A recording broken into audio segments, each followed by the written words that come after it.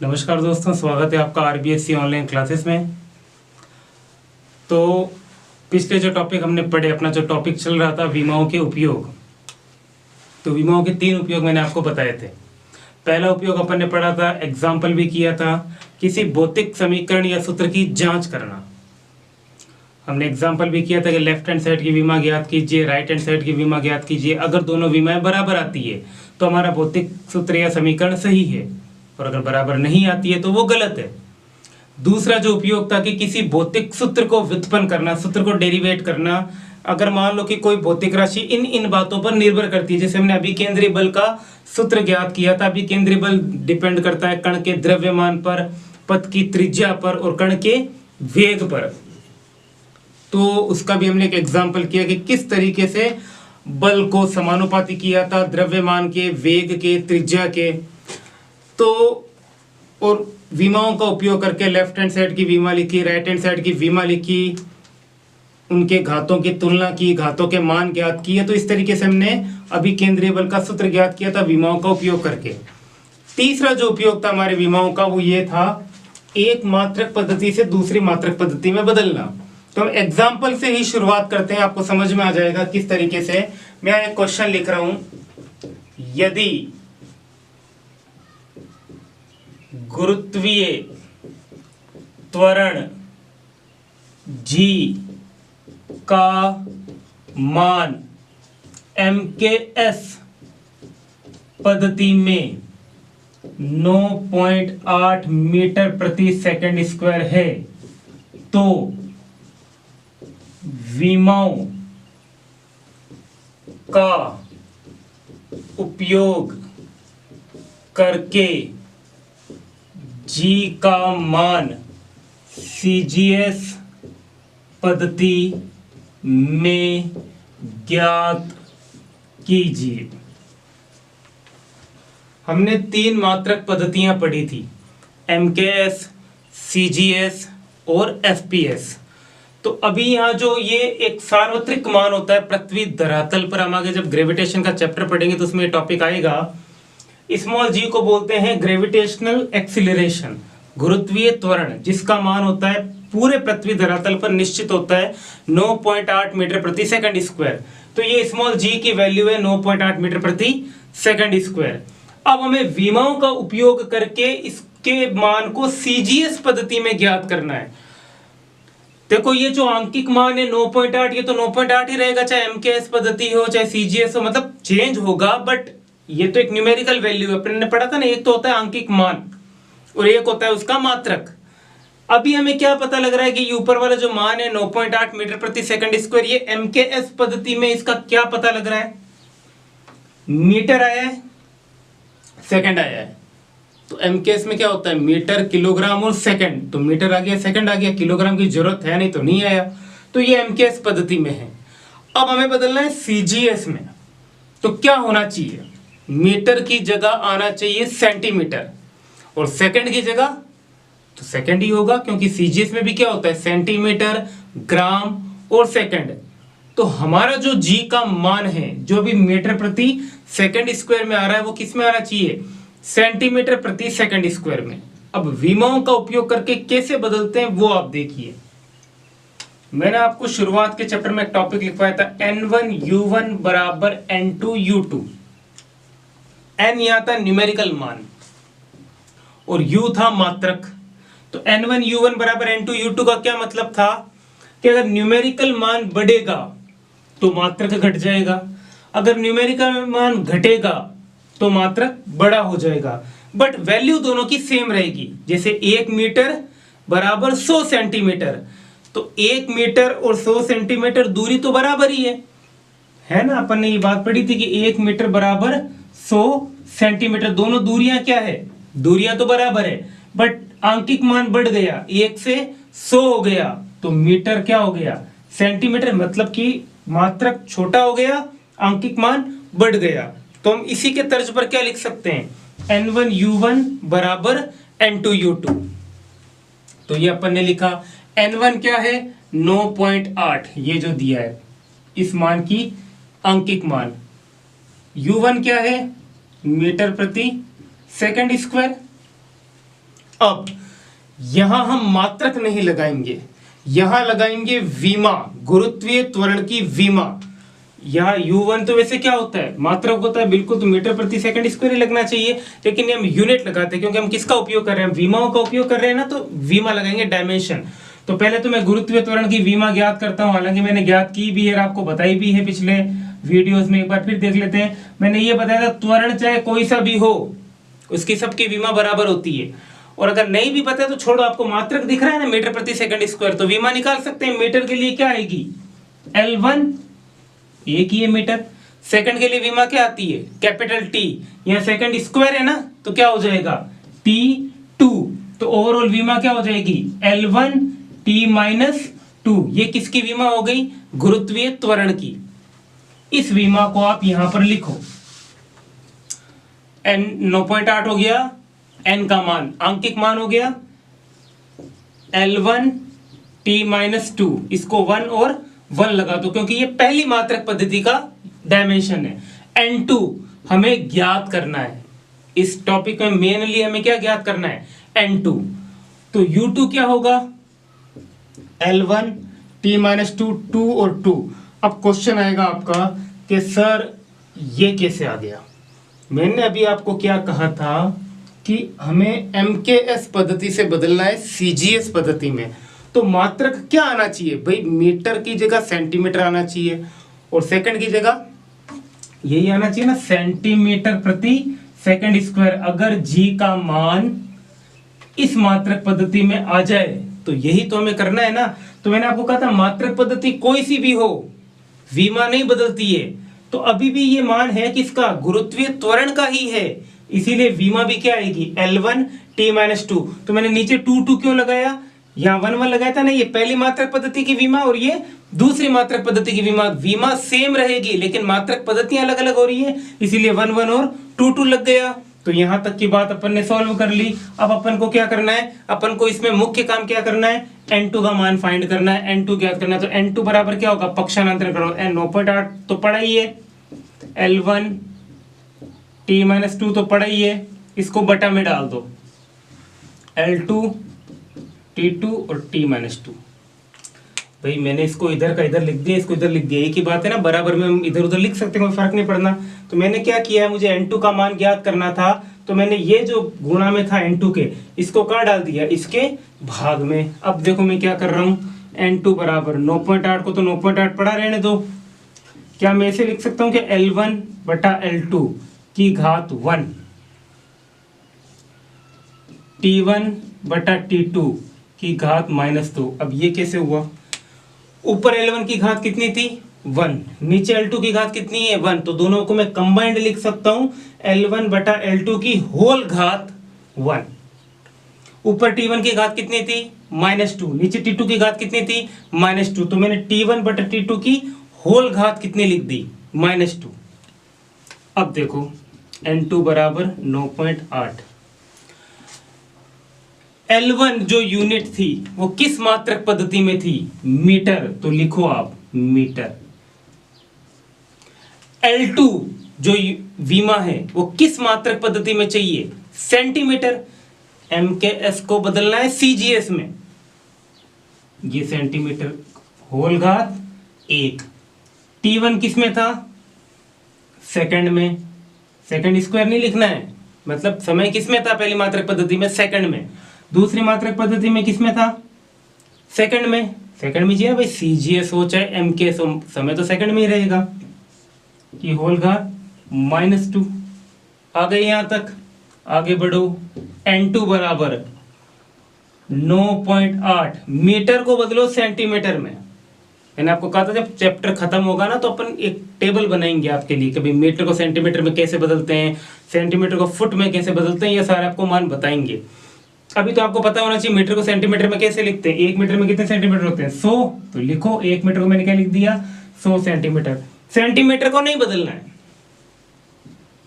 कि होल घात 1। अब अगर आप चाहते हैं तो ऊपर मीटर का मीटर ही रहने दो, नीचे वाले सेंटीमीटर को क्या कर दो मीटर।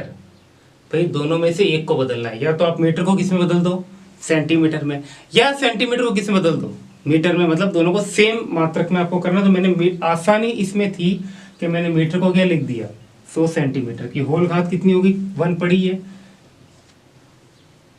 ये तो कट जाएंगे ना, तो यहाँ 1 लिख दूंगा, 1 की घात -2 सेंटीमीटर से सेंटीमीटर कैंसिल, क्या अब आया n2 का मान देखो 9.8, 100 की घात 1, 100 1 की घात -2, 1 की घात कुछ भी हो जीरो को छोड़कर, अगर 1 की घात 0 हो गई तो ये फिर भी 1 ही बनता है, हालांकि किसी की भी घात 0 होती है तो 1 ही बनता है।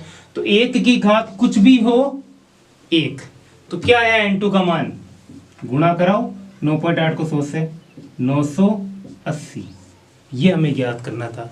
तो क्या हो गया सीजीएस पद्धति में जी का मान, सीजीएस पद्धति में जी का मान 980 सेंटीमीटर प्रति सेकंड स्क्वायर। भाई मात्रक तो हमें पहले ही पता था ना कि मीटर की जगह क्या आना है सेंटीमीटर, और समय की जगह क्या आना है सेकंड। बस हमें किसका मान ज्ञात करना था कि एमकेएस पद्धति में आंकिक मान कितना था 9.8, तो सीजीएस पद्धति में आंकिक मान कितना होगा, वो सीजीएस पद्धति में आंकिक मान कितना है 980। तो ये लो सीजीएस पद्धति में जी का मान कितना होता है 980 सेंटीमीटर प्रति सेकंड स्क्वायर। तो इस तरीके से आप किसी भी एक मान को एक मात्रक पद्धति से, सेम यही तरीका है, हर जगह आपको किसकी वैल्यू ज्ञात करनी है n2 की, दोनों तरफ की विमा लिखी जो कि सेम होगी, विमाओं का पक्षांतरण किया, अंदर ये जो मीटर में ज्ञात करना है सेंटीमीटर में चेंज करना है, फिर सभी को एक मात्रक में लिखा, जो कटने थे वो कट गए और ये न्यूमेरिकल वैल्यू हमें मिल गई। तो ये था हमारा विमाओं का तीसरा उपयोग। तो ये विमाओं के 3 उपयोग थे जो पूरे होते हैं। अब कुछ एक्स्ट्रा क्वेश्चंस जो विमाओं से संबंधित पूछे जाते हैं। जब मैंने विमा शुरू की थी तो मैंने नोट लिखवाया था कि समान विमीय पदों को ही जोड़ा या घटाया जा सकता है। अब इसी लाइन पर अपन कुछ क्वेश्चन करते हैं, कैसे देखिए। पहला एग्जांपल, v बराबर u प्लस एफ टी, ये एक इक्वेशन लिखी है मैंने, v बराबर u प्लस एफ टी। मैं आपको v बता देता हूं क्या है। v का मतलब है अंतिम वेग, u का मतलब है प्रारंभिक वेग, t का मतलब है समय, और f एक नियतांक है जिसकी विमा ज्ञात करनी है। ये क्वेश्चन आता है कि दिए गए समीकरण में f की विमा ज्ञात कीजिए। तो ये क्वेश्चन इस तरीके का कैसे सॉल्व करेंगे वो आपको सीखना है।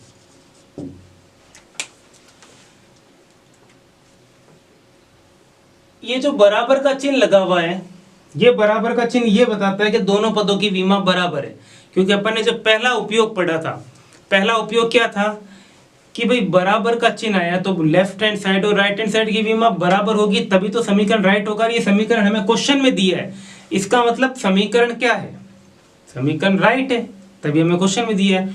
मतलब हमें ये तो पता लग गया कि लेफ्ट हैंड साइड की विमा और राइट हैंड साइड की विमा क्या है, बराबर है। लेकिन अब राइट हैंड साइड में एक पद नहीं है, राइट हैंड साइड में 2 पद हैं, एक तो u और एक है एफ टी। ये 2 पद आपस में किस मैथमेटिकल एक्सप्रेशन में है, योग में, u में एफ टी को जोड़ा है।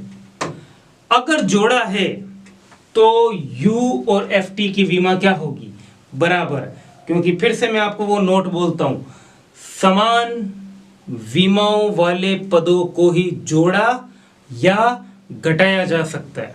तो विमा किस किस की समान हुई, u की विमा बराबर एफ टी की विमा। अब f की विमा हमें ज्ञात करनी है, तो u की विमा क्या होगी, तो u क्या है, प्रारंभिक वेग। अरे वेग कोई सा भी हो, प्रारंभिक हो अंतिम हो कोई सा भी हो, वेग की विमा सेम रहेगी। तो वेग की विमा हम ज्ञात कर चुके हैं, L1 t-1, पीछे एग्जाम्पल किए थे ना, टेबल बनाई थी।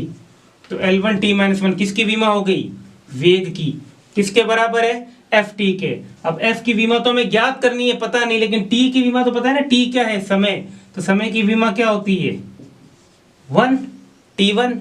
तो एफ की विमा कैसे ज्ञात करेंगे, ये गुणा में है तो कहाँ आ जाएगा L1 t माइनस 1 के कहाँ आ जाएगा, भाग में आ जाएगा।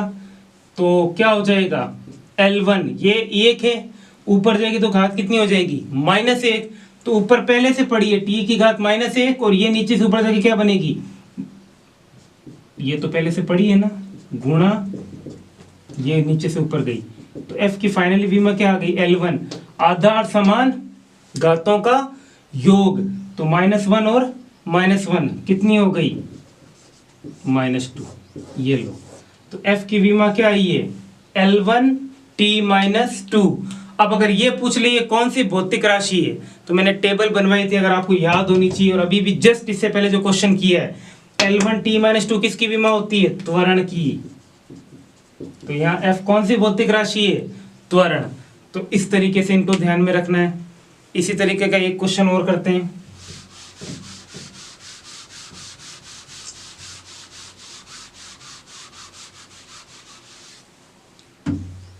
एक वांडरवाल समीकरण होता है, केमिस्ट्री में भी आएगा, फिजिक्स में भी आएगा। क्या होता है उसको छोड़ो, अभी जो बात काम की है उसको ध्यान दो। वांडरवाल समीकरण P प्लस ए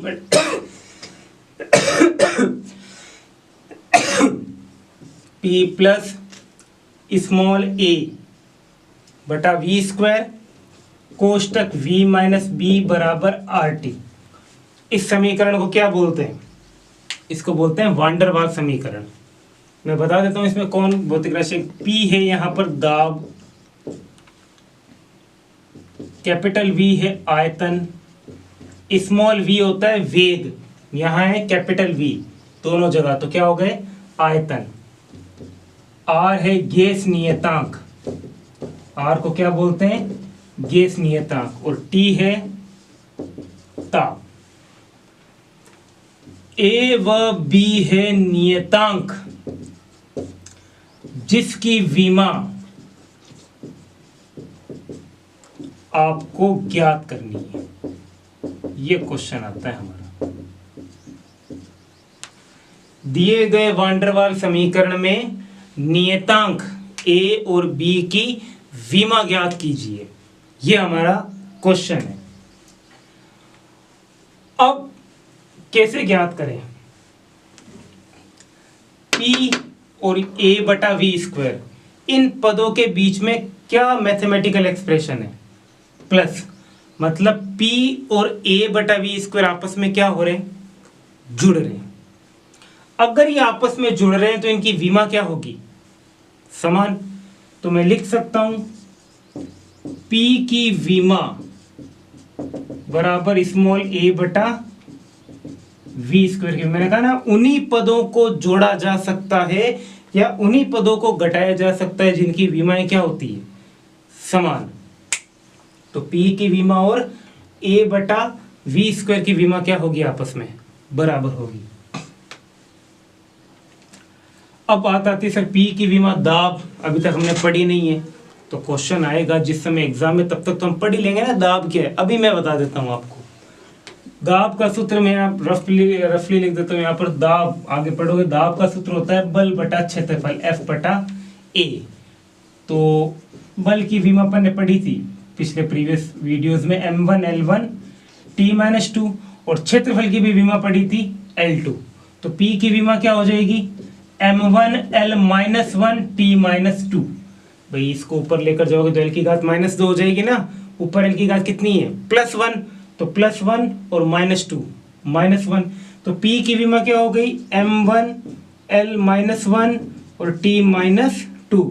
ये तो P की विमा, A की तो हमें ज्ञात करनी है, बटा में क्या है V क्या है आयतन, आयतन की विमा अपन ने पढ़ी थी L3, याद है मीटर क्यूब, तो L3 और होल कोष्टक की घात 2, ये 2 और कहां से आ गया एक्स्ट्रा, यहाँ केवल V नहीं है, केवल V होता तो L3 होता, V का स्क्वायर है तो L3 का भी क्या होगा स्क्वायर होगा।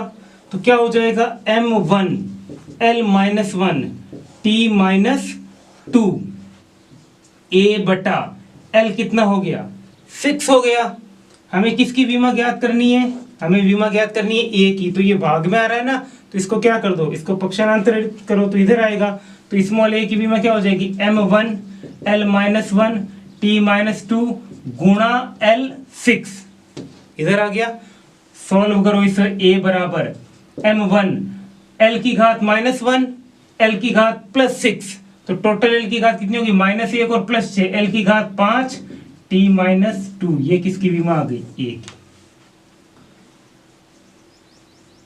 ये a की विमा हो गई ज्ञात। अब हमें ज्ञात करनी है b की विमा। तो b की विमा क्या हो जाएगी, v और b आपस में पद क्या हो रहे हैं, अंतर घट रहे हैं। तो मैंने कहा ना उन्हीं पदों को जोड़ा या घटाया जा सकता है, इनकी विमा समान है। तो v और b में भी आपस में घट रहे हैं, तो v और b की विमा क्या होगी, समान होगी। तो क्या लिखेंगे, v की विमा बराबर b की विमा। तो v की विमा क्या होती है, अभी पढ़ा L3 बराबर b, ये लो आंसर। v की विमा क्या हो जाएगी L3। तो आया समझ में।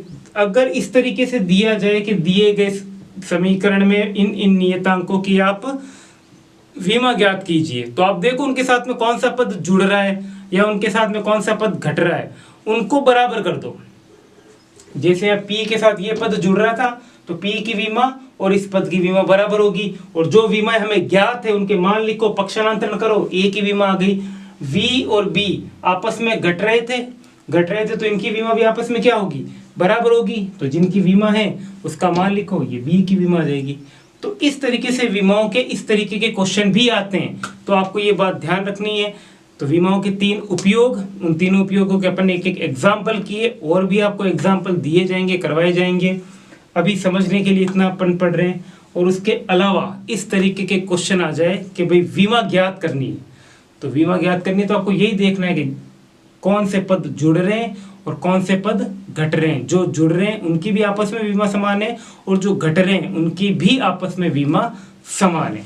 तो ये है अपने विमाओं का कंप्लीट टॉपिक। धन्यवाद। अगला टॉपिक अगले वीडियो में।